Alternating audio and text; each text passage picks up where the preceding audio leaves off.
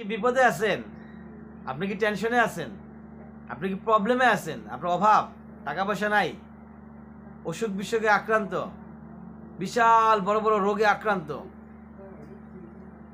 বিপদ, মোট কথা সব মিলিয়ে যদি আপনি কোনো বিপদে থাকেন, সেটা যে কোনো বিপদ হোক না কেন, যদি আপনি বিপদে থাকেন তাহলে নবী মুহাম্মদ সাল্লাল্লাহু আলাইহি সাল্লাম ছোট্ট একটি দোয়া পড়তেন। সেই দোয়াটা পড়ুন, ইনশাআল্লাহ তাআলা আপনার বিপদ হটাইয়া দিবেন কে? মহান রব্বুল আলামিন। আমাদের সমাজে আমাদের বিপদ যায় না, আমরা দোয়া পড়ি ঠিকই, তারপর আমাদের বিপদগুলো লেগেই থাকে। অনেকে এই ধরনের কোশ্চেন করে থাকেন যে আমরা তো দোয়া পড়ি কিন্তু দোয়া তো কবুল হচ্ছে না, বিপদ তো যাচ্ছে না। এর কারণ হচ্ছে দুইটা। একটা হচ্ছে যে আমার নিয়তে গড়বড় আছে। বুখারী শরীফ, মুসলিম শরীফ নাম্বার 1 হাদিস, ইন্নামা আমালু বিল নিয়ত, আপনি যাহা নিয়ত করিবেন তাহাই ঘটিবে। আপনি আল্লাহর কাছে যেরকম, আপনি আল্লাহকে যেরকম মনে করেন আল্লাহ ঠিক ওই রকমই।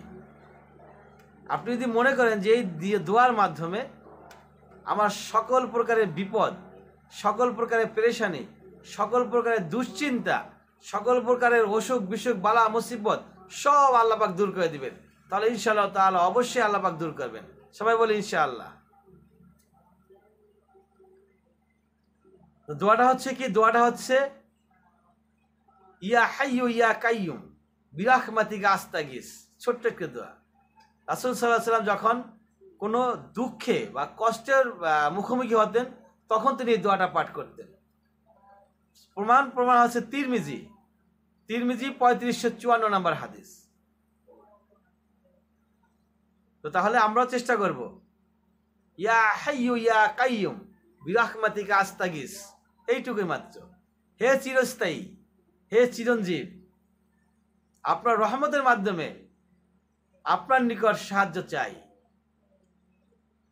রহমতও আপনার, সাহায্যও আপনার।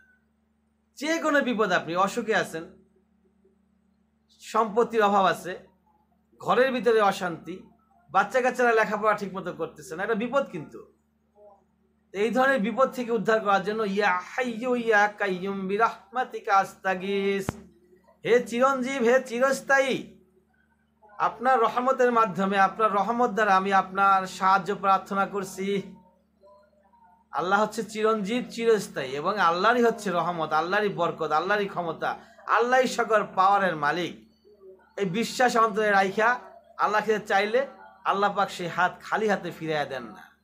নবী মুহাম্মদ মুস্তাফা সাল্লাল্লাহু আলাইহি সাল্লাম বলেছেন, যদি কোনো ব্যক্তি আল্লাহর কাছে হাত উঠায় আর উঠায় বলে যে আল্লাহ, হে আল্লাহ, তুমি আমার সকল বিপদ দূর করে দাও, সকল পেরেশানি দূর করে দাও, সবাই বলেন আমিন, তাহলে ওই হাতকে খালি হাতে ফিরাই দিতে আল্লাহ পাক লজ্জা পান।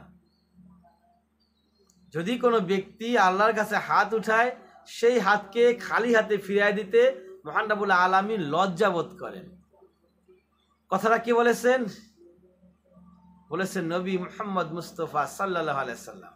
তো সেজন্য আমরা অবশ্যই আল্লাহর কাছে চাইবো, কান্না করব, রেসপেক্ট দেখাবো আল্লাহকে।